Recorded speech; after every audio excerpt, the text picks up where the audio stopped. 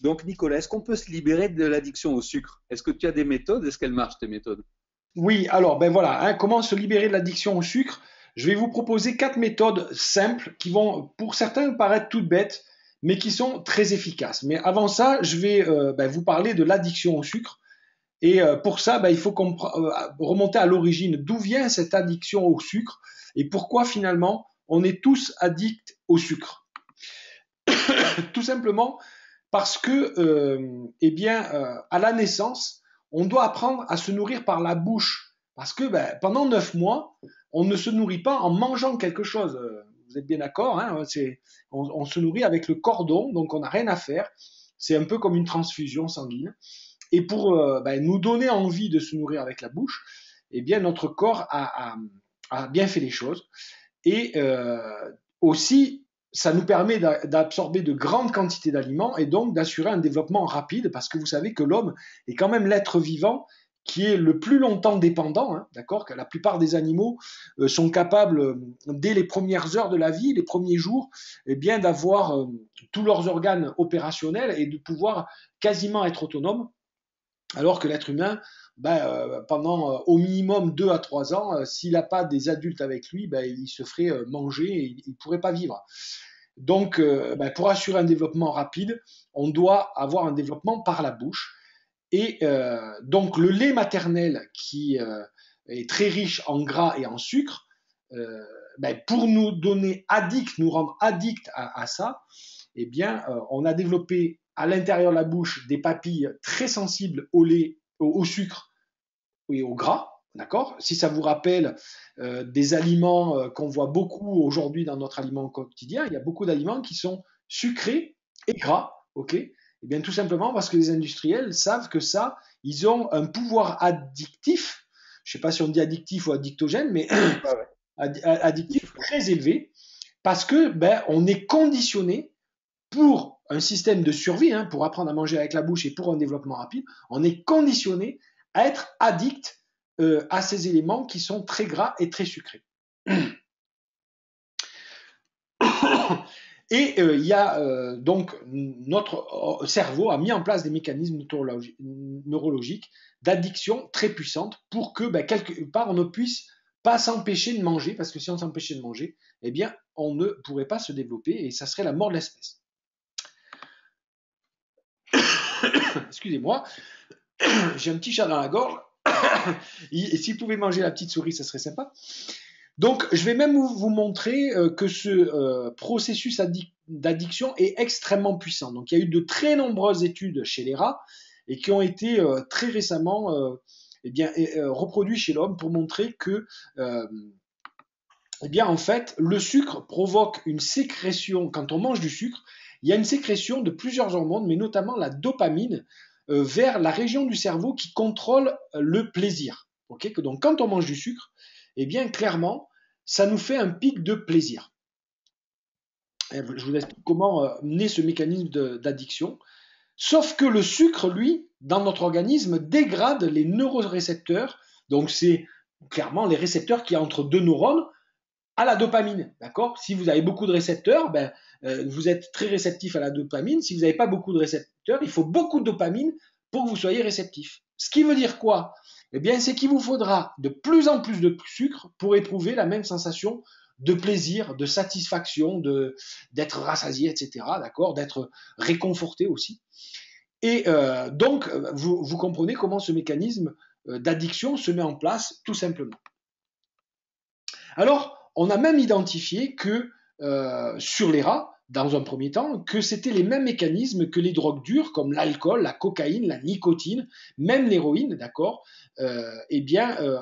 C'était exactement le même processus. Et d'ailleurs, des scans sur le cerveau humain montrent que quand on mange des sucres, voyez, eh bien, ça active exactement les mêmes sphères cérébrales que la cocaïne. Et même des tests sur rats, pour l'instant, on ne les a pas fait sur les hommes, mais des tests sur les rats ont montré qu'en réalité, l'effet du sucre est plus important et plus violent, l'effet addictogène du sucre est plus violent que celui de la cocaïne. D'ailleurs, je vous propose de faire le test, ok, et et de me dire dans la boîte à questions là si vous allez le faire. Mais le test, il est très facile. Essayez de vous priver de sucre, d'aliments à goût sucré, d'accord? Donc vous pouvez manger des sucres à indice de faible glycémie, d'accord, de faible charge glycémique, comme on a dit tout à l'heure, les lentilles, les légumes, les épinards, les riz, etc. D'accord? Vous pouvez manger ça. Mais tout ce qui est un goût sucré, vous essayez de vous en passer totalement, pendant plusieurs jours. D'accord? Et votre niveau d'addiction se termine en fonction du nombre de jours que vous êtes capable de vous passer de sucre sans avoir de l'énervement, de l'irritation, des problèmes de sommeil, des sueurs nocturnes, etc. Des petits signes comme ça qui montrent qu'il y a quelque chose qui ne va pas. De toute façon, vous allez très bien le sentir. Okay? Donc, si vous pouvez vous passer de sucre complètement pendant une semaine, vous n'avez aucune addiction. Pendant 3 jours et plus, vous avez une addiction moyenne. Et puis, pendant un jour ou deux, d'accord, si vous n'arrivez pas à tenir 24 heures, eh bien, vous avez une forte addiction. Et je vous garantis que même si vous pensez, moi j'avais des clients qui me disaient non, moi je mange jamais de sucre, d'accord. Alors déjà, comme je vous l'ai dit, dans l'alimentation aujourd'hui, quand vous mangez un yaourt nature, même sans sucre, eh bien si vous regardez bien dedans, il y a du sucre, d'accord. Il y a un goût sucré. Et eh ben, ce type-là, ce client, il me disait, mais moi, je mange jamais de sucre, machin, si ce n'est un peu quand je fais du sport. Ok, d'accord. Ben, vas-y, fais le test. Et au bout de 2 jours, sa femme, elle m'a dit, attends, Nico, il est insupportable, quoi. Il est nerveux, il est tendu, la nuit, il est agité, je sais plus quoi encore, etc. Et il me dit, je comprends pas, moi, j'en prends jamais, d'accord? D'abord, il en prenait quand il faisait du sport, il faisait quasiment du sport tous les jours. Il prenait des aliments sucrés sans savoir, il y a énormément d'aliments sucrés. Sans savoir, il prenait un petit verre, juste un petit verre de vin par jour, mais dans le vin, c'est un aliment qui est très sucré, d'accord? Un verre de vin, je crois que c'est 4 ou 5 sucres. Ça, Philippe, tu le sais peut-être mieux que moi, non? Un verre de vin, eh bien écoute, en fait, 1 gramme d'alcool, c'est 7 calories. Donc, oui, c'est à peu près ça, oui, pratiquement, oui, ça fait quand même un paquet de sucre, un verre de vin, c'est sûr. Un verre Imagine, de vin, c'est des calories. oui, est-ce qu'on s'imaginerait manger 4 ou 5 sucres comme ça d'un coup? Ben, par contre, quand on boit un verre de vin, c'est l'équivalent de 4 ou 5 sucres. Donc, vous voyez, des fois, il y a des sucres cachés. Moi, je vous invite à faire le test. Donc, il y en a certains qui ont commencé à, à me répondre, d'accord, qui l'avaient fait. Et, euh, et ben, ouais, c'est extrêmement difficile, hein, je vois, voilà. Hein. On devient fou, certains me disent, ils ont fait le test. Moi, je vous invite à faire le test, parce que même si vous croyez que vous n'êtes pas addict au sucre, eh bien, en réalité, vous êtes en état d'addiction, et il vaut mieux l'accepter et le reconnaître, ça permet de combattre l'ennemi, plutôt que de se cacher la réalité devant les yeux. D'accord?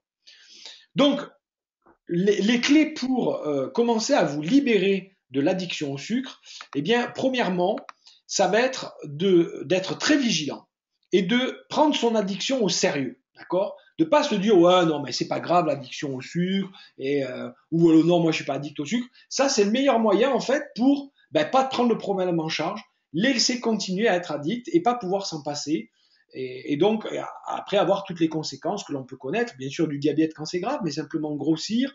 Vous savez, quand on prend du sucre, juste sur les conséquences du sucre, j'aimerais vous raconter cette petite histoire rapide malheureusement d'une amie à moi qui est morte du cancer. On lui a diagnostiqué un cancer généralisé et on lui a donné 3 mois à vivre. Et puis, elle a tenu presque 4 ans. Et comment elle a fait? Eh bien, elle a supprimé toutes les sucreries. Elle était honnêtement un petit peu ronde et elle était gourmande, d'accord? Mais un jour, on lui a expliqué que les cellules cancéreuses se nourrissent de sucre et quand vous mangez du sucre, eh bien, vous créez un environnement favorable à la prolifération des cellules cancéreuses. C'est juste un des effets sournois, un des effets qu'on ne voit pas de manger du sucre au quotidien. Okay, donc, de toute façon, si on vit jusqu'à 200 ans, on mourra tous d'un cancer, mais c'est juste pour vous montrer que voilà, ça ne développe pas forcément les bonnes cellules de manger du sucre. Donc, prenons notre addiction au sucre au sérieux. C'est la première étape. Voilà, on regarde la réalité en face, on dit bah oui, je suis addict au sucre. Et ouais, qu'est-ce que je vais faire? La deuxième des choses, c'est qu'il y a du sucre dans tous les aliments industriels, les plats préparés, absolument partout. L'autre jour, j'achète une tranche de poulet pour mes enfants, vous savez, déjà découpée dans une boîte plastique, là, parce qu'on était un peu pressé. Je regarde la composition, il y a du sucre dedans. Incroyable, d'accord? Du sucre, pas des glucides, du sucre. Hein, vous savez, souvent ils disent don sucre. Il y a 3-4 grammes de sucre pour 100 grammes. Bon, on peut se demander pourquoi. Donc vous voyez, du sucre, il y en a partout, même à des endroits où on ne le voit pas, et ça, il faut être vigilant. Le troisième point, c'est que les sportives doivent consommer du sucre rapide pour l'effort, mais cela souvent longtemps et en grande quantité. Donc, ils ont un terrain encore plus favorable à développer une addiction au sucre et une addiction qui est plus forte. Et en général, quand on arrête le sport, quand on a été sportif de haut niveau ou simplement pratiquer avec intensité, eh bien là, on se rend compte qu'on a besoin de beaucoup plus manger, du sucre ou d'autres choses, mais de manger pour combler ce besoin. Donc on est une population à risque, clairement. Et enfin, le dernier point le plus important, c'est qu'on ne se débarrasse pas de son addiction. Jamais, jamais, jamais de la vie, vous serez toute votre vie addict au sucre. Parce que comme je vous l'ai expliqué au début, c'est un mécanisme vital du développement de l'être humain qu'on a en nous. Et donc, n'essayez pas de vous en débarrasser parce que quand vous essayez de vous en débarrasser, c'est le meilleur moyen pour qu'elle revienne plus forte. Pour comprendre le mécanisme des addictions, eh bien, pour ceux qui ont des enfants, vous n'avez qu'à faire la chose suivante. Quand vous rentrez le soir, en général, je sais pas vous, mais moi j'ai une petite fille de 5 ans qui me saute dans les bras, qui me dit papa, tu joues avec moi, tu joues avec moi. Et puis comme je suis fatigué, que je dois préparer le repas ou faire des choses, je lui dis ah mais chérie, pas tout de suite, pas tout de suite. Et là, qu'est-ce qu'elle fait ma fille? Elle s'arrête parce que je lui dis pas tout de suite? Ben non, elle va continuer et elle va revenir toutes les 5 minutes. Tu joues avec moi, tu joues avec moi. Tant que je ne satisfais pas son besoin, tant que j'écoute pas son message, eh ben elle revient même plus fort. Plus fort, tu joues avec moi, d'accord? Et puis au moment où je vais jouer avec elle, il y a mon ami Philippe qui m'appelle, on discute au téléphone, et puis il joue toujours pas avec elle. Et là, qu'est-ce qu'elle va faire? Eh bien, elle va faire une grosse bêtise. Comme ça, là, je vais m'occuper d'elle. Ok? Eh bien, les addictions, c'est pareil. On va pouvoir la repousser longtemps, ok? Dire non, non, je vais tenir, je vais tenir. Mais il y a un moment où elle sera toujours plus forte que nous parce que elle est programmée en nous. Et donc, elle va revenir encore plus forte. Voilà. Donc, il vaut mieux essayer d'apprendre à vivre avec en harmonie et de manière apaisée plutôt que d'essayer de la combattre et de ne pas y arriver. Ça va, Philippe, je suis clair? Parfaitement clair, tout à Bon. fait clair. Alors, on passe à la première méthode. La première méthode, eh bien, c'est la méthode la plus simple et la plus évidente qui marche depuis des millénaires. C'est le sevrage progressif. Comment on arrête l'allaitement? Eh bien, par un sevrage progressif. On diminue petit à petit les quantités de lait. Okay, alors, c'est aussi pour la maman pour qu'elle sécrète moins de lait, mais c'est aussi pour diminuer l'addiction au lait. Okay, donc, pour illustrer ça, je vais vous expliquer l'histoire de Pascal, qui était un de mes clients, qui faisait 120 ou 130 kilos et qui n'arrivait pas. Il avait fait tous les régimes, il faisait 100 kilos, puis après 110, puis après il s'est fait mettre un anneau gastrique, et puis ça a tenu quelques temps, puis après il a repris. Vous voyez, il était vraiment dans un mécanisme d'addiction où il voulait combattre son addiction.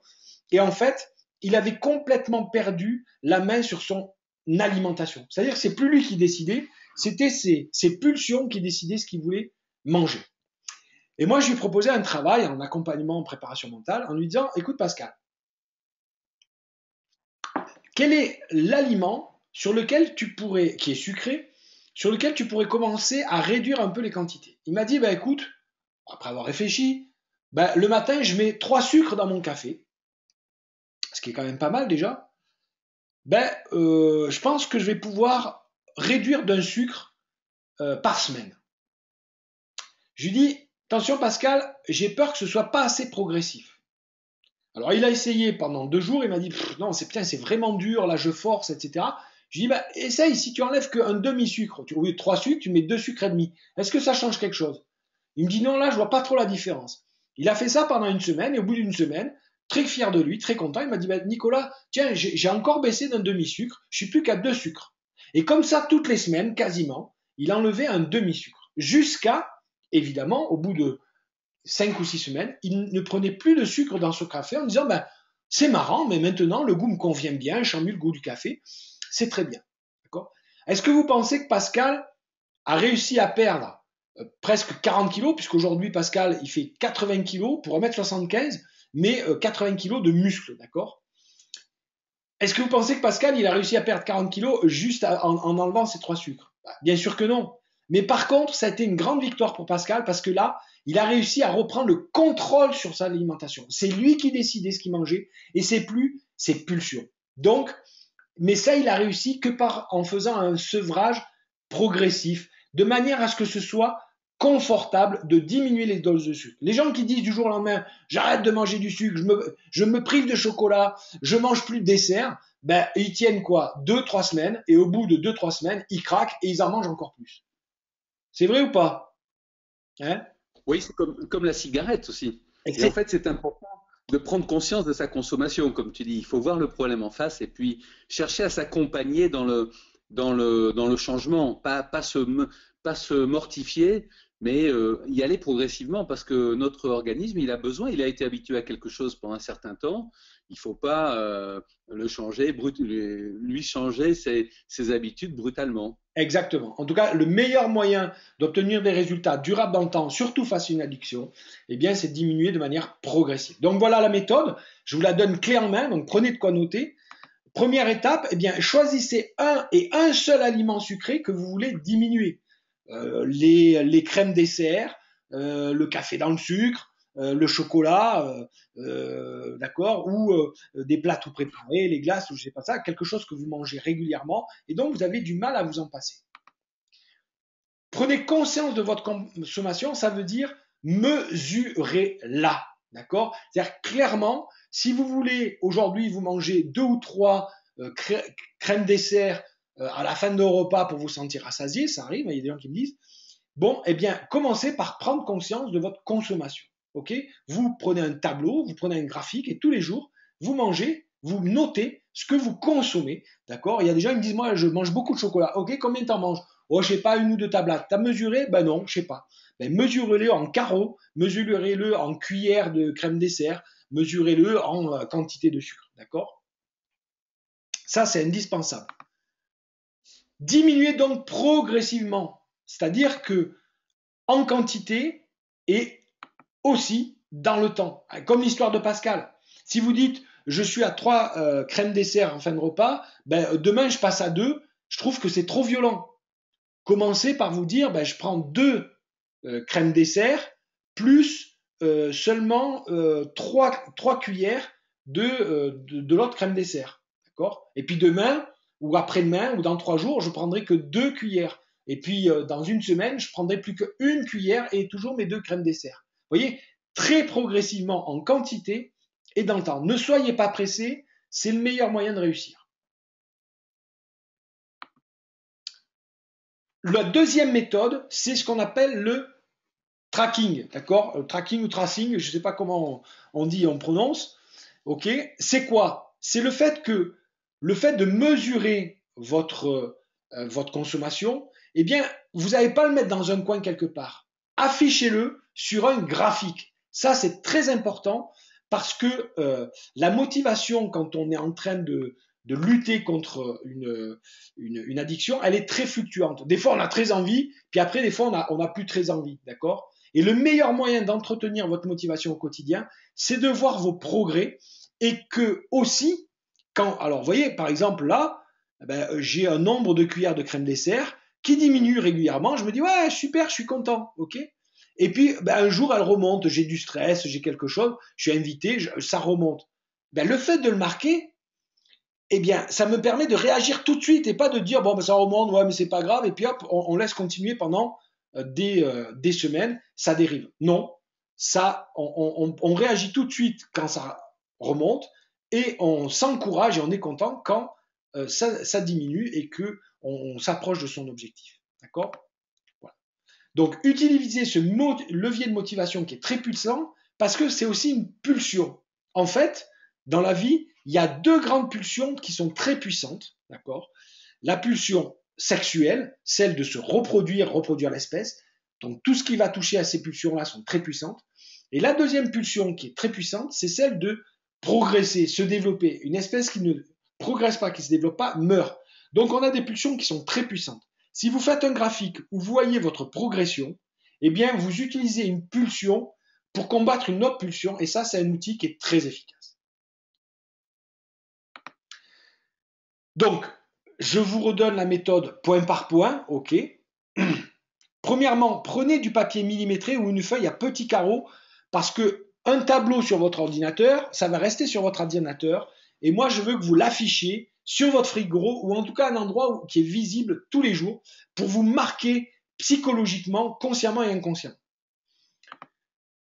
Inscrivez chaque jour le nombre de cuillères de crème dessert, de morceaux de sucre, de carrés de chocolat, etc., de parts de pizza. Si tous les jours vous mangez des pizzas, bah, diminuez votre part de pizza, ok. Donc vous mesurez ça en centimètres comme vous voulez. Mais chaque jour, inscrivez votre consommation sur le graphique. Vous faites un graphique et pas un tableau, parce qu'un graphique, on voit l'évolution.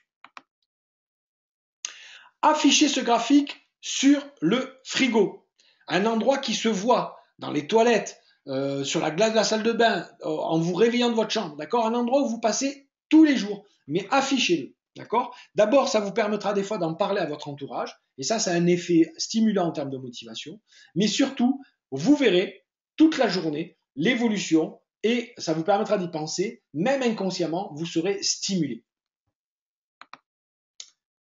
Maintenant, la troisième méthode, c'est le pouvoir du conditionnement. Anthony Robbins, qui est un des plus grands coachs au monde, d'accord, dit que la seule raison pour laquelle vous n'obtenez pas ce que vous voulez dans la vie, c'est que vous ne vous êtes pas conditionné pour l'avoir. C'est aussi simple que ça. Vous voulez être riche, mais est-ce que vous êtes conditionné pour être riche? Est-ce que dans votre enfance, on vous a dit, ouais, les gens riches, c'est des gens sympas, ça fait du bien, c'est une bonne chose, etc. Ou on vous a dit, c'est tous des cons, des salauds, etc. Regardez à quoi vous êtes conditionné. Vous voulez être maigre, est-ce que vous êtes conditionné, d'accord, pour être affûté, léger, etc. Ou est-ce que vous êtes conditionné finalement par vos habitudes alimentaires, parce que vous vous dites, bah, de toute façon, je suis gros, je suis corpulent. Comment vous vous conditionnez? Si vous conditionnez à obtenir quelque chose, vous l'obtiendrez. Comment ça marche? Ben écoutez, deux exemples très simples. D'abord, le dressage du dauphin. Ok? Comment on fait pour dresser un dauphin? Eh bien, un jour, vous avez un dauphin dans un bassin et il fait un saut. Et là, vous lui donnez un poisson. Et là, le dauphin, qu'est-ce qu'il fait? Il reproduit le saut. Et il a un deuxième poisson. Ah, il se dit, c'est bien, quand je fais un saut, j'ai un poisson. Et là, le dauphin, il va se mettre à faire des sauts. D'accord? Et puis, au bout d'un moment, pour que le conditionnement soit bon, on va arrêter de lui donner un poisson chaque fois qu'il fait un saut, parce que simplement, il va aimer sauter. Il s'est tellement conditionné que derrière, quand il fait un saut, il associe du plaisir, eh bien, il va avoir envie de sauter, même s'il n'est pas récompensé à chaque fois. Mais il faudra continuer à le récompenser occasionnellement. D'accord? Et puis même de temps en temps, on lui donnera un gros lot, c'est-à-dire une grosse récompense juste sur un saut, mais il y avait tellement longtemps qu'il ne s'y attendait pas du tout. Et là, ça continue à associer du plaisir à ce qu'on veut obtenir. Si vous n'êtes pas encore assez convaincu par le pouvoir du conditionnement, regardez ce deuxième exemple. Comment un enfant apprend à parler?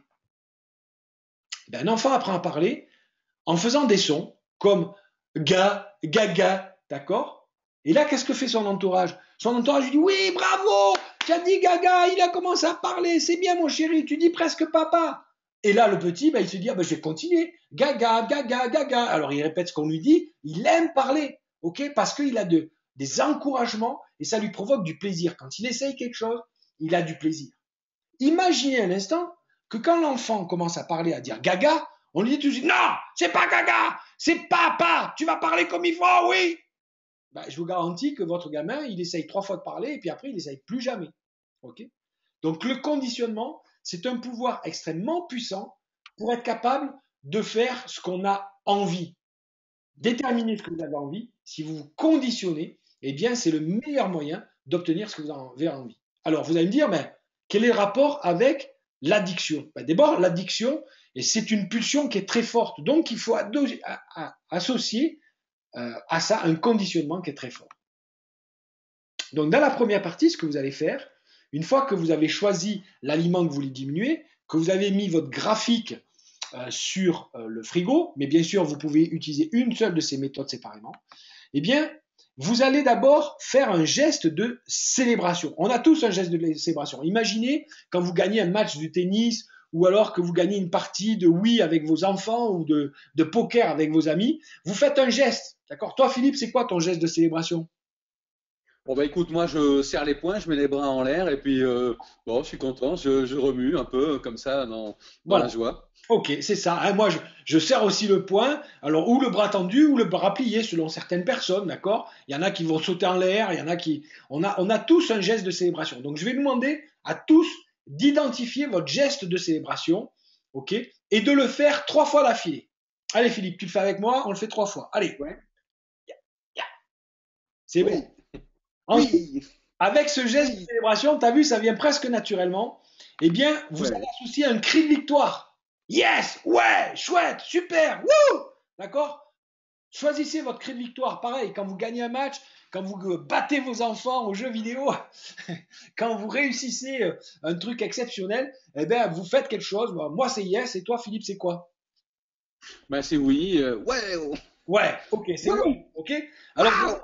on va faire ensemble et vous allez tous le faire avec nous, ok? Vous allez vous lever le cul de votre chaise parce qu'on est assis depuis un peu longtemps.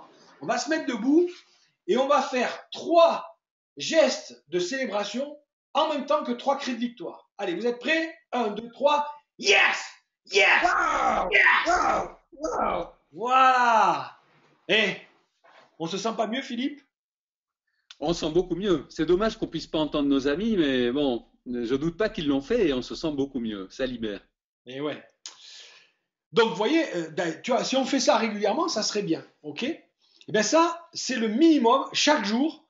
Quand je réussis à diminuer d'un microgramme de sucre, eh ben, geste de célébration plus cri de victoire. Qu'est-ce que je fais?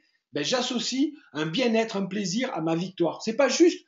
Notre société, elle meurt de banalisation, d'accord? Tes enfants, ils rangent leurs chaussettes, on dit, oh bah ouais, ben c'est normal, ils doivent le faire. Mais non, mais c'est super qu'il ait fait, bravo, yes! Si on y associe du plaisir, eh ben, les enfants, ils vont avoir envie de le faire régulièrement. Si on dit c'est normal, il n'a plus envie de le faire, d'accord?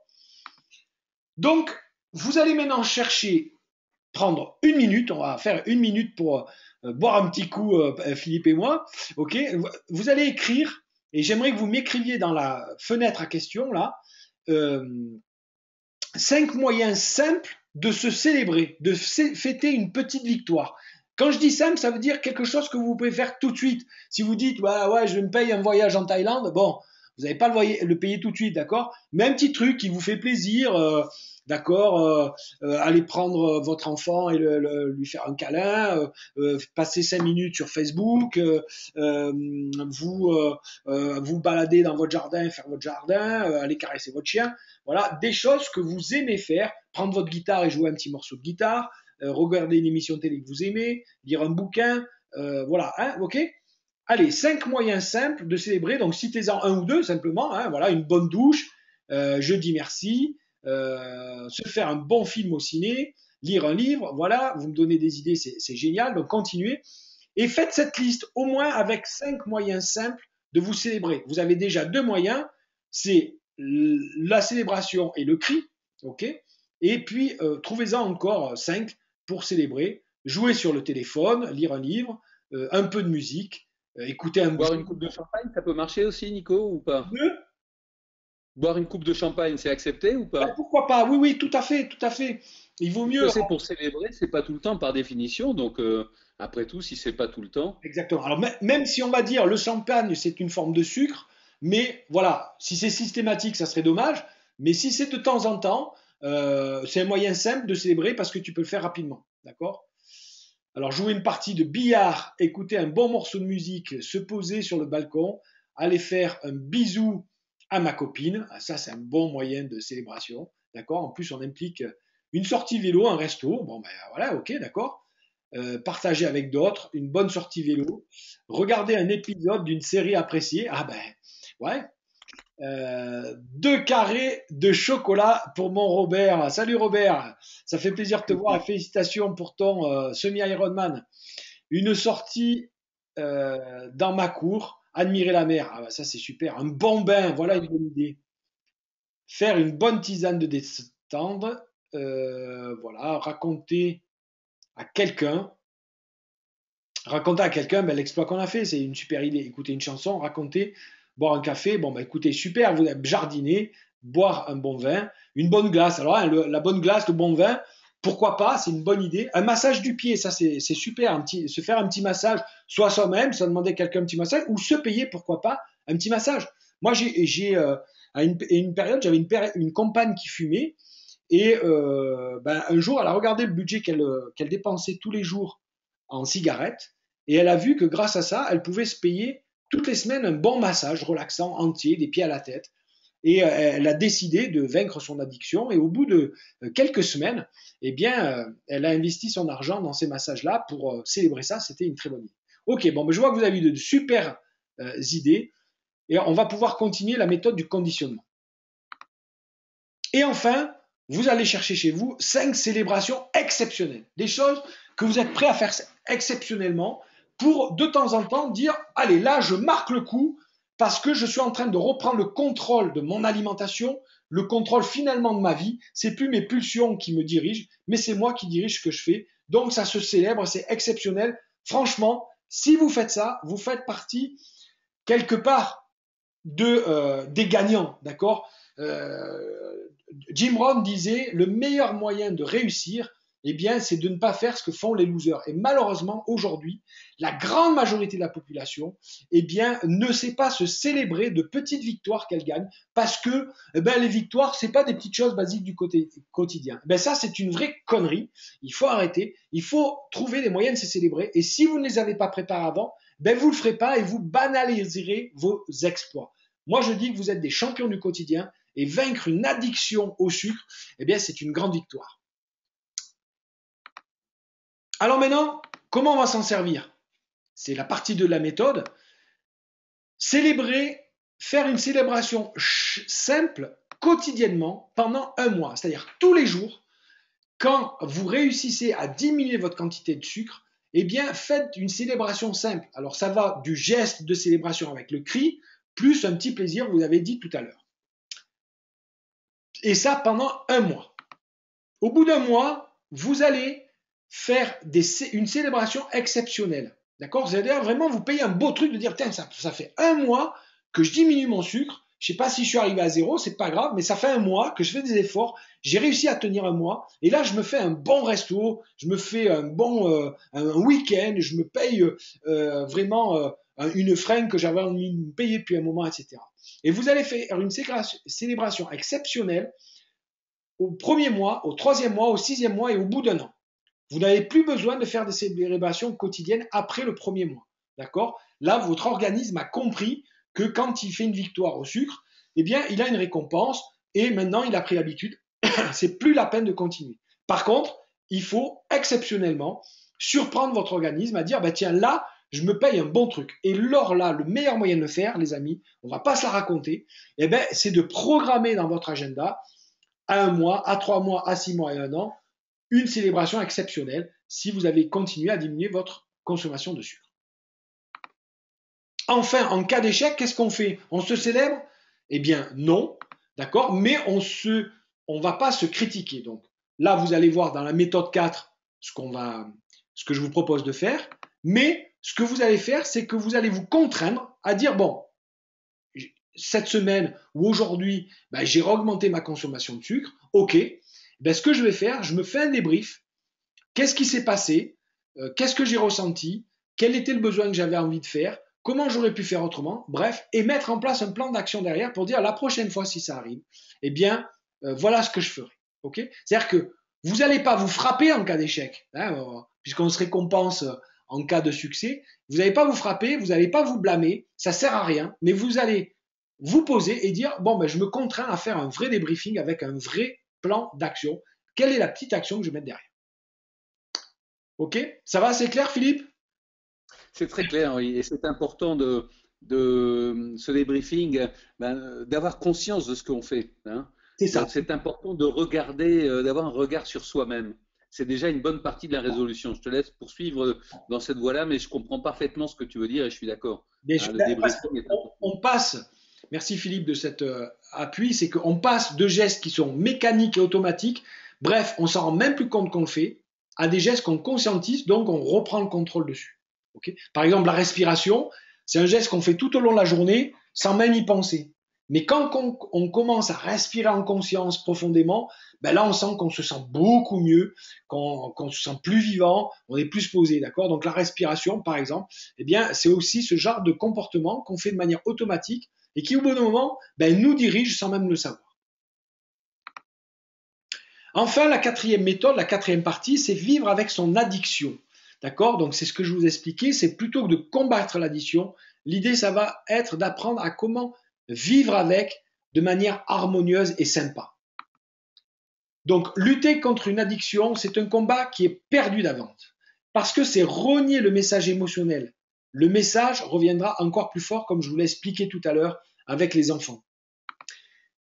C'est déplacer la compulsion. C'est-à-dire qu'il y a des gens, ils arrêtent de fumer en se contraignant, et puis qu'est-ce qu'ils font derrière? Ben, ils bouffent des bonbons, des chewing-gums, des machins, et donc ils ont une autre compulsion. Ou alors ils se mettent à bosser comme des malades, ou ils se mettent à gueuler comme des malades. C'est aussi une addiction, hein, d'avoir une montée d'adrénaline, de s'engueuler avec tout le monde. Enfin bref, ok. Donc souvent on déplace les compulsions, mais on règle pas l'addiction.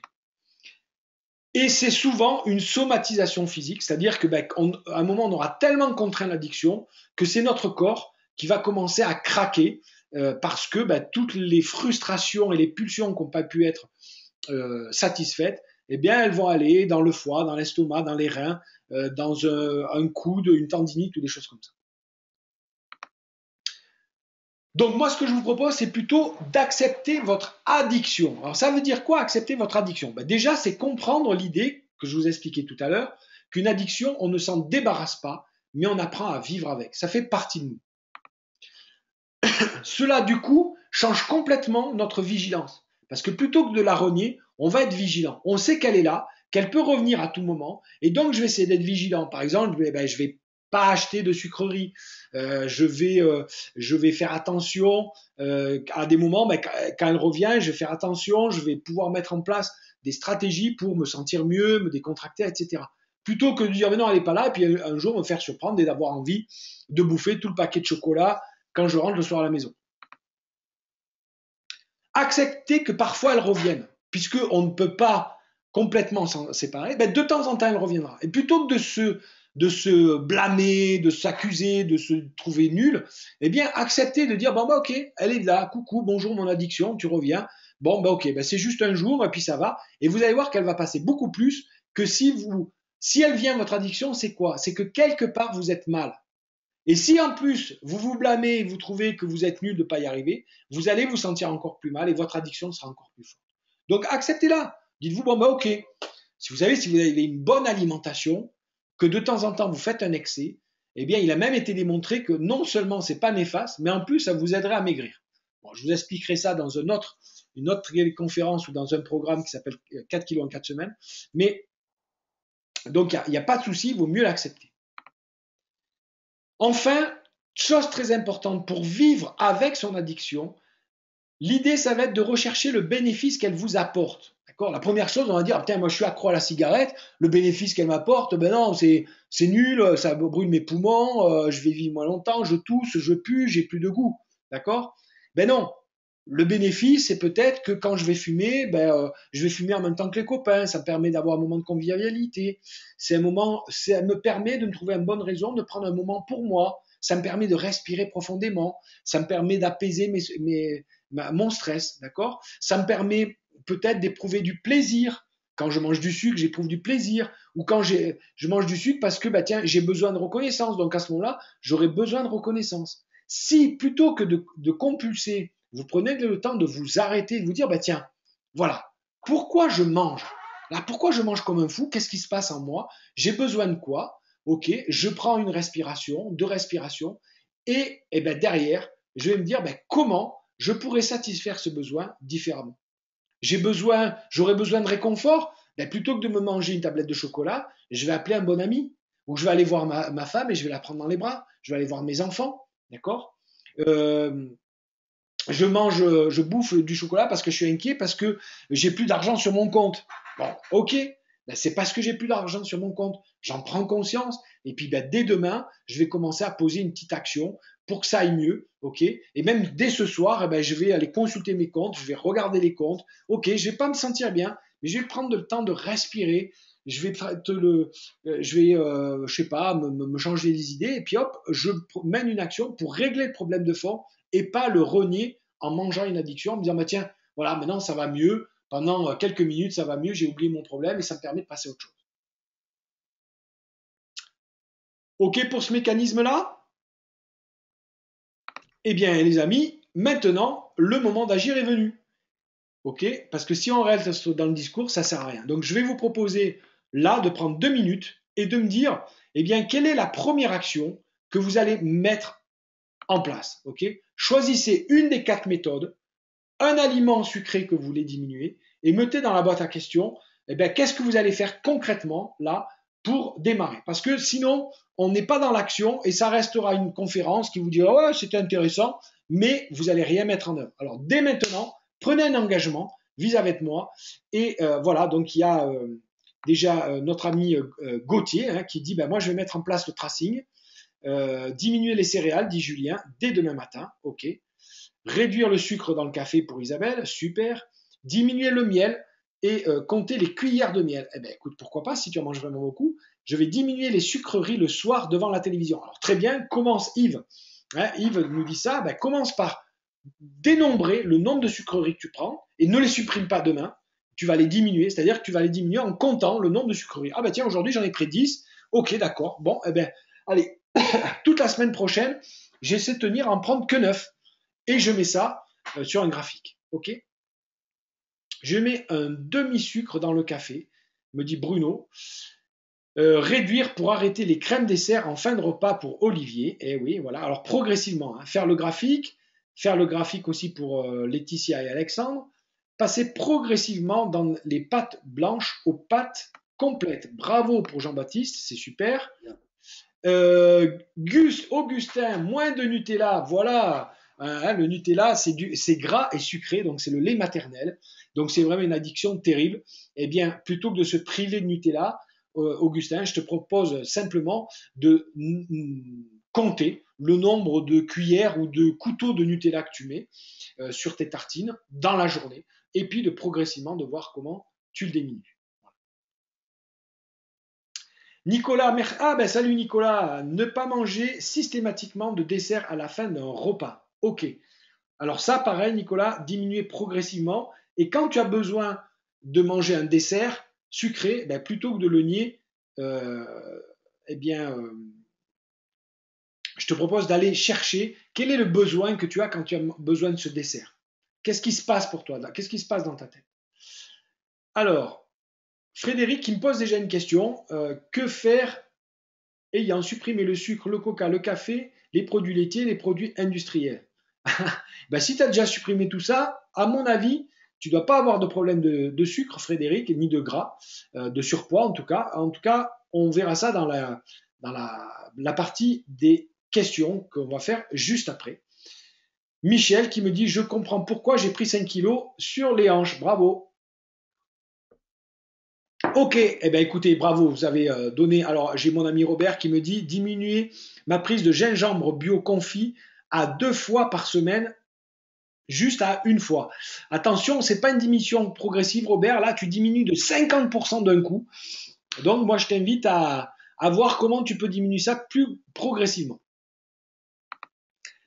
Alors les amis, ben, dans un instant, on va passer au fameux coaching question-réponse. Donc